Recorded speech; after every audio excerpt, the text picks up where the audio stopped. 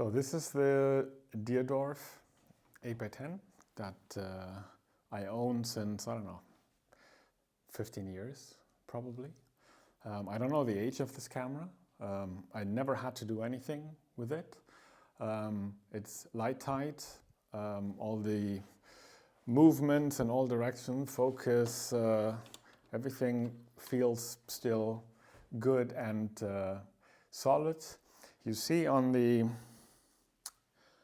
bellows here, little abrasions, I don't know what you call that, you know, like there were some, probably these parts have rubbed against it.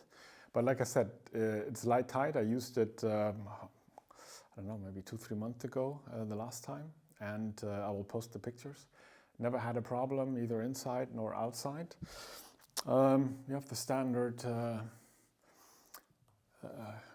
ground glass here that you can switch. It's the normal Deardorff 8x10, as many people have used it before. With it, I want to also get rid of this lens. It's a Schneider Sigma S 6.8 360. It's a beautiful lens, takes beautiful pictures.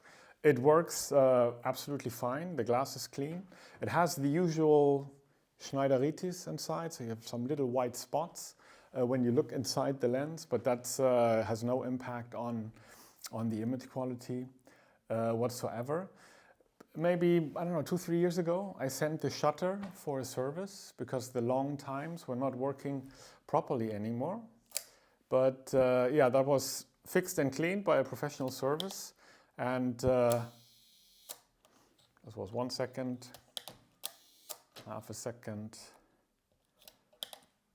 quarter of a second, and so forth. So shutter works fine, in good condition. Like I said, 6.8 360, beautiful lens. For my personal work, it's a little bit too long. I prefer the 300mm lens because in all formats, it's normally 50mm. Normal focal lens is the longest I go at.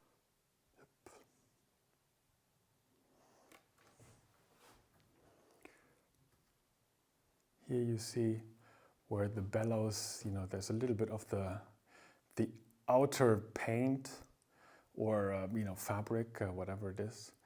So on some edges it's a little bit shown, but again, I have no issues whatsoever. It's light tight. The lens, and you see the Schneideritis, the white spots, which you have in almost all of the Schneider lenses. But again, no image quality impact as far as I can tell. It's a beautiful camera. I'm just not using it enough, and it's just basically collecting dust in the corner. And yeah, I hope somebody else can make use of it in a better way. I don't know what the specs of this camera, you can read them up. It's a pretty standard Deardorff, as far as I can tell. I'm not an expert on this. I bought this, like I said, many years ago and used it without any issues since then. Really never had any issue. I used it inside, outside. I was going to the beach with it, carrying it on my shoulder for kilometers. Never had any issues whatsoever.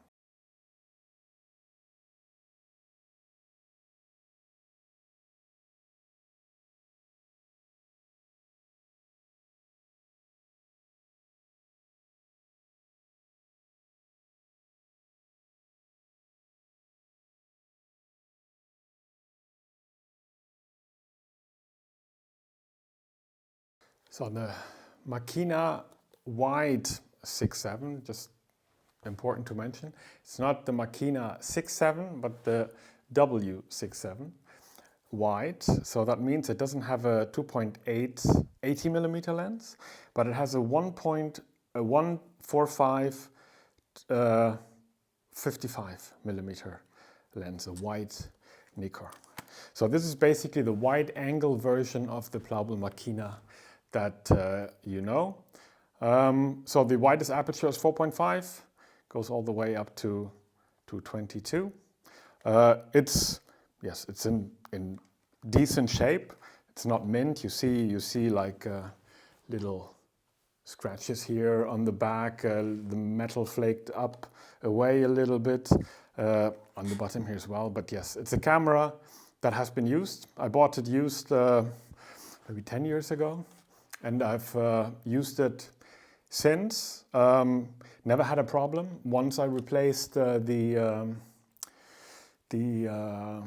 light seals inside, because on one trip that we did, I noticed that there's a little bit light coming in somewhere. But since then, no issues whatsoever. Yes, the only thing that does not work is the light meter, or shall I say, I have the same with the other Makina. It works like on a, sometimes it works, sometimes it doesn't work, as if there's a short, and as you know, that's a common issue with the Makinas. For me personally, I never cared because I'm not using the internal light meter.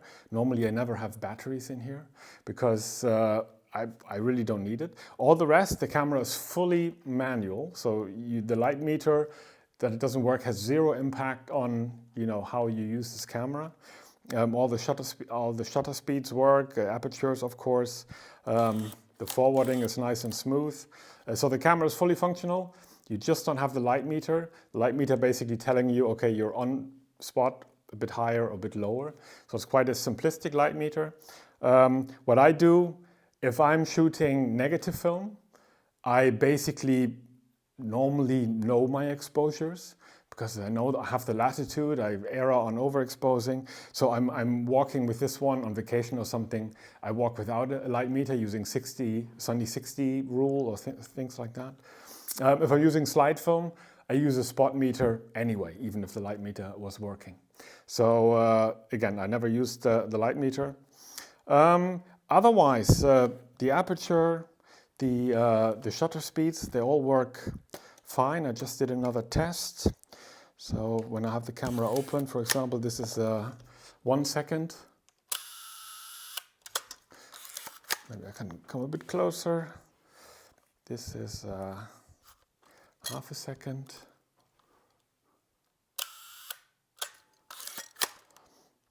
And again, the camera feels really smooth.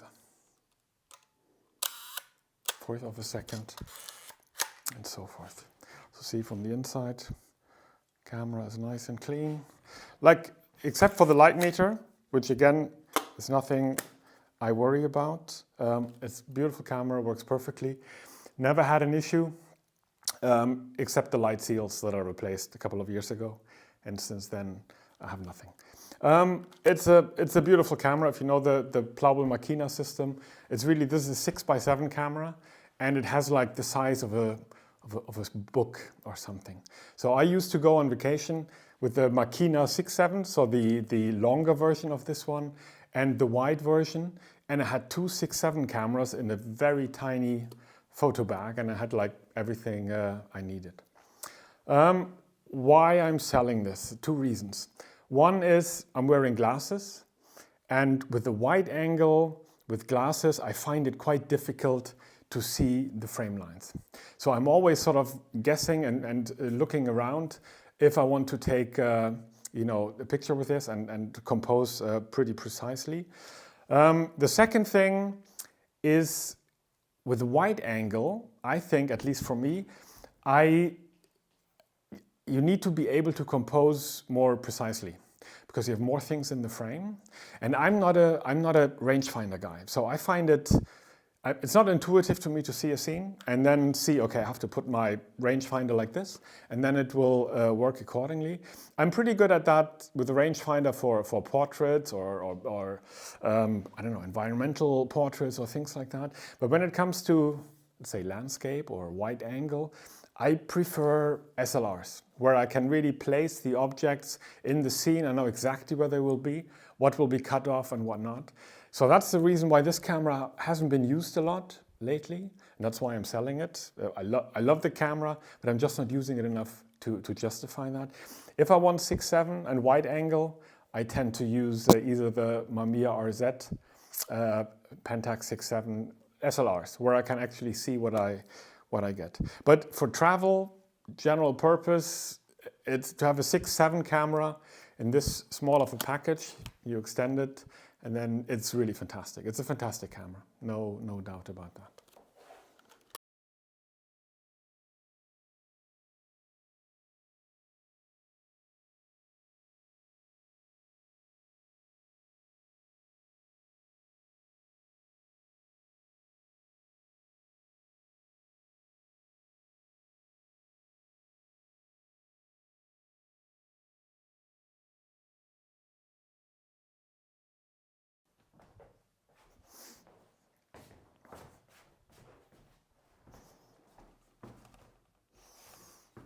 And that's the Aero Ektar together with the speed graphic. Both, of course, by design are old, very old, but both work fine. So the Aero Ektar works fine, the speed graphic works fine. You see it's like an old camera, lots of scratches, and you see also on one of the shutter curtain, you know, there's a manual repair that somebody did and so forth. But yeah, it still works. Well, I charge the shutter here. So you have the different speeds. And then I can show it like this. See through the back. You can focus, obviously. Yeah. So for the speed graphic, I have no lens whatsoever. It's really just this setup, the Aero Ektar together with the speed graphic. Again, it's not mint for sure, but it works. No light leaks that I've seen or anything like that. It's a camera I would take out to shoot any day. Works well. But yeah, it has a certain age. If you're not familiar with the setup, you basically have the focal plane shutter and you preset a speed, and then you see how it's taking the exposure. Because the Aero Ektar itself doesn't have a shutter, and that's why this is almost the only camera that you can use out of the box with lenses like this, because you have the shutter built in into the back.